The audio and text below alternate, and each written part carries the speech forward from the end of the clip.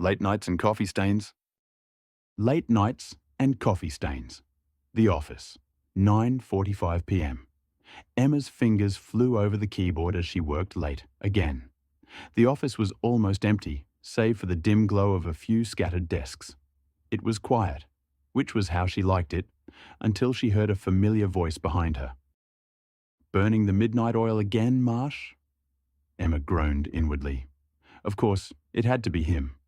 Ryan Hale, the office charmer, the bane of her professional existence and her main rival for the promotion she'd been working toward for over a year.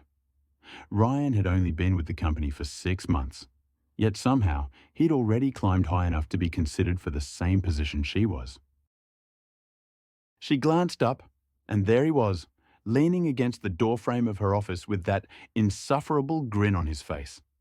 He looked far too relaxed for someone who had an important deadline the next morning. She scowled and refocused on her screen. "Shouldn't you be working on your pitch?" she asked icily. Ryan sauntered over and sat down on the edge of her desk, completely ignoring her annoyed expression. "Already done," he said with a shrug. "You know, not everyone has to work themselves to death to get the job done." Emma's jaw clenched. "Well, some of us don't have the luxury of cruising by on charm and good looks," she shot back. Ryan laughed softly. "Is that what you think I do? Just cruise by?" Emma ignored him, turning back to her work. She hated how easygoing he was. It seemed like nothing ever bothered him, nothing ever stressed him out. She, on the other hand, had to constantly prove herself, pushing herself harder every day to stand out. She couldn't afford to be casual about her career, not when so much was riding on it. "Why are you still here anyway?" she muttered. "Don't you have somewhere else to be?" Ryan leaned closer, resting his elbows on her desk. "I could ask you the same thing. Why are you always the last one here, Emma? Do you even have a life outside this office?" Her fingers froze on the keyboard, and she shot him a sharp look. "Not that it's any of your business, but I have plenty of things going on outside of work."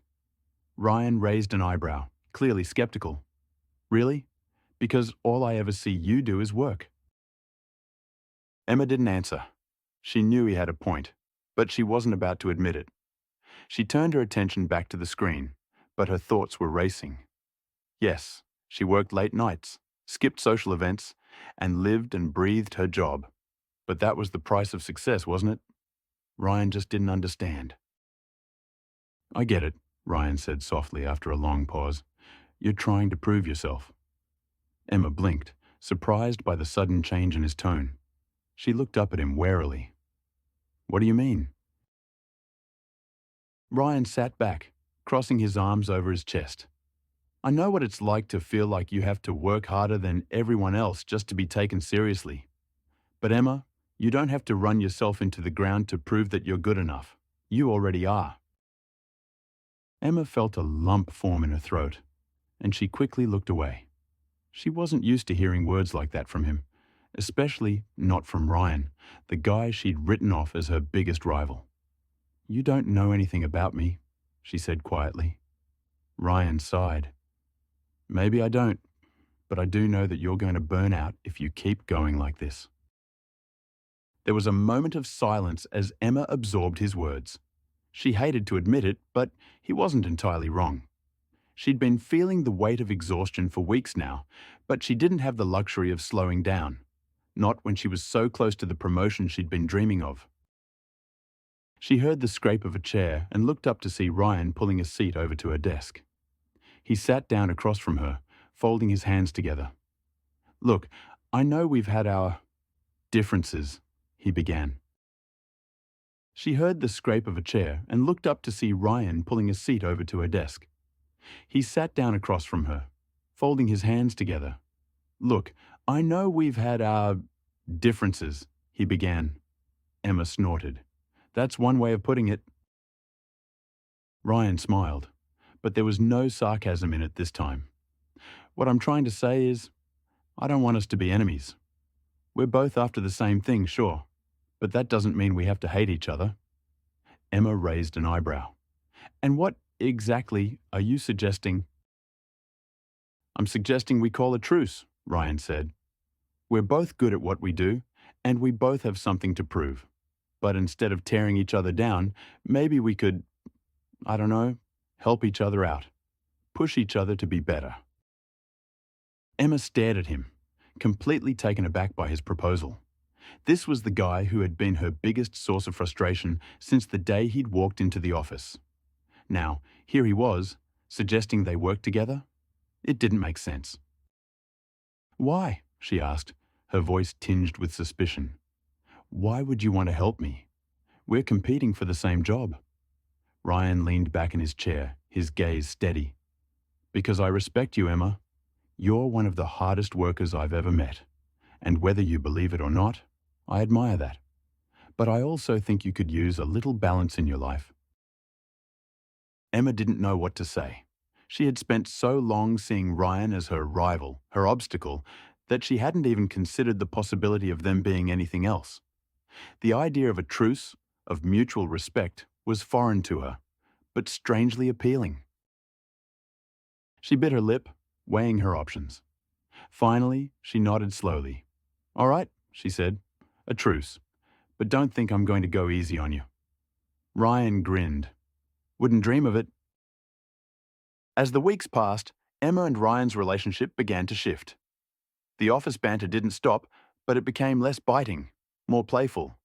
They found themselves working late together more often, bouncing ideas off each other, and surprisingly, Emma found that she actually enjoyed Ryan's company. One evening, as they were preparing for a big client presentation, Ryan brought 2 cups of coffee to her desk. Your usual? He said with a grin. Emma took the cup, raising an eyebrow. You memorized my coffee order? Of course, Ryan replied with a wink. I'm a man of many talents. She laughed, shaking her head. You're unbelievable. And you love it, Ryan teased. Emma opened her mouth to retort, but then she paused. Did she love it? She certainly didn't hate it as much as she used to. In fact, she found herself looking forward to their late-night sessions. There was something comforting about knowing that Ryan was there, even if they were competing for the same position. They'd both grown to understand each other in ways they hadn't expected. As they worked side by side that night, the tension that had once defined their relationship faded away, replaced by something softer. Emma glanced at Ryan out of the corner of her eye, a small smile playing on her lips. Maybe he wasn't so bad after all. The day of the big client pitch finally arrived. Emma and Ryan had both prepared their individual presentations, but there was a different energy between them now. Instead of trying to outshine one another, they found themselves rooting for each other. As Emma finished her presentation, she glanced over at Ryan, who gave her an encouraging nod. She smiled, feeling a surge of confidence. She had done her best, and whatever happened next, she knew she could be proud of that. After the pitch, their boss called them into his office. You both did an excellent job, he said, glancing between them. It's a tough decision, but after much consideration, we've decided to promote. There was a pause that felt like it stretched on forever. Both of you. Emma and Ryan exchanged shocked looks. We've decided to make you co-directors of the new division, their boss continued. Your skills complement each other perfectly, and we believe that working together will bring out the best in both of you. As they left the office, Emma still couldn't believe it. Co-directors? With Ryan. Ryan chuckled, shaking his head in disbelief. Well, I guess we're stuck with each other. Emma laughed. Seems that way. There was a pause, and then Ryan grinned. I think we make a pretty good team. Emma smiled back. Yeah, we do. And as they walked out of the office that evening, side by side, Emma realized that maybe this wasn't just a truce anymore. Maybe, somewhere along the way, they'd gone from rivals to something much more.